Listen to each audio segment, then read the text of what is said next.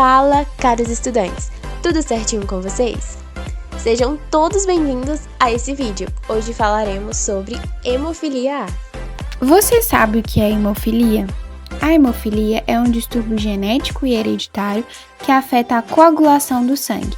Por exemplo, quando ferimos alguma parte do nosso corpo e começa a sangrar, as proteínas entram em ação para estancar o sangramento.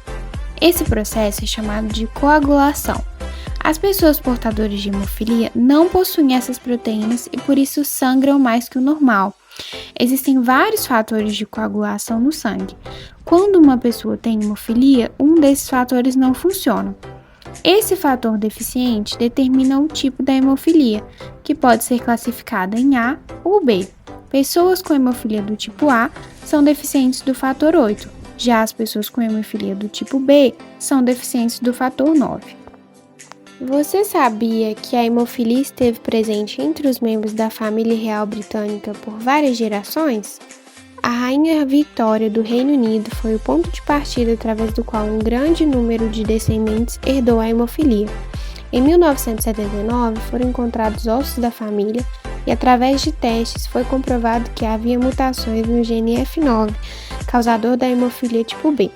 A doença desapareceu das famílias reais quando seus membros foram aos poucos deixando de se casar com seus primos, abandonando casamentos consanguíneos nos quais as mutações são mais prováveis. Mas por que a hemofilia é mais comum entre os homens? Isso ocorre porque essa mutação genética está localizada no cromossomo X.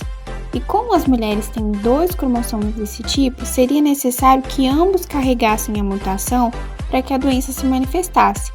Caso um dos cromossomos X tenha o gene da hemofilia, a mulher é portadora. No entanto, se ela contém outro cromossomo X sem o gene da hemofilia, ele fará uma compensação. Por isso, as mulheres raramente são afetadas pela doença. Já os homens têm um cromossomo X e um Y.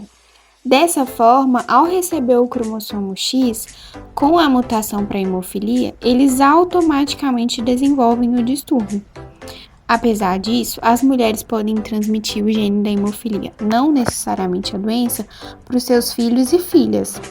Já os homens transmitem o gene da hemofilia apenas para as suas filhas, porque o gene responsável pela hemofilia está no cromossomo X e não no cromossomo Y, e o X do filho sempre vem da mãe. A manifestação clínica principal da hemofilia são os sangramentos mais intensos e prolongados, que podem ser internos ou externos, podendo ocorrer, por exemplo, nas articulações, na pele, nas mucosas da gengiva do nariz, dentro do abdômen ou da cabeça ou devido à córtese. Um outro sintoma comum é a hematúria, perda de sangue pela urina. Quando uma criança tem hemofilia, geralmente ela apresenta manchas roxas na pele, especialmente quando ela começa a engatear e andar. Portanto, os sintomas da hemofilia e a idade em que eles começam a aparecer dependem da gravidade da doença. Considerada uma doença rara, estima-se que no mundo existam cerca de 350 mil casos de hemofilia. Desses, cerca de 80% são do tipo A. Na maioria dos casos, há um histórico familiar de hemofilia, mas em 30% dos casos ela é esporádica, ou seja, há uma nova mutação. Em 98% dos casos, as pessoas afetadas são do sexo masculino, mas existem mulheres afetadas pela hemofilia também, apesar de serem minoria. E o diagnóstico?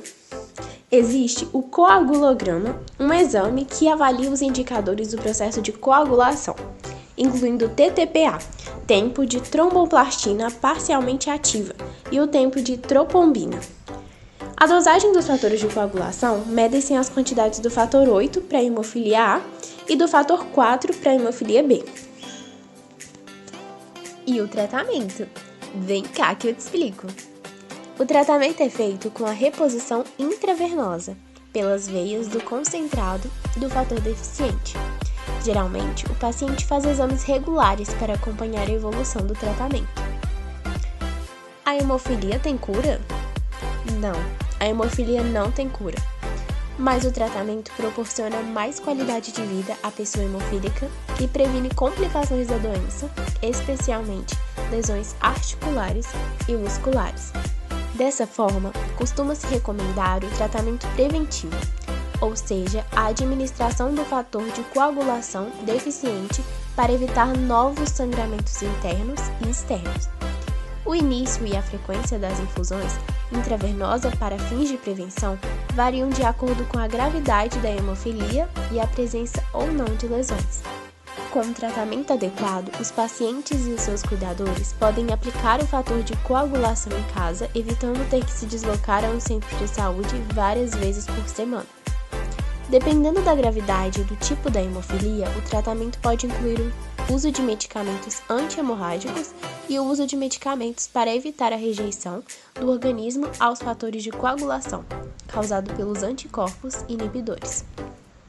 Os profissionais especialistas envolvidos são o médico hematologista, que concentra-se no diagnóstico e tratamento de doenças do sangue, o fisioterapeuta, que desenvolve um papel importante.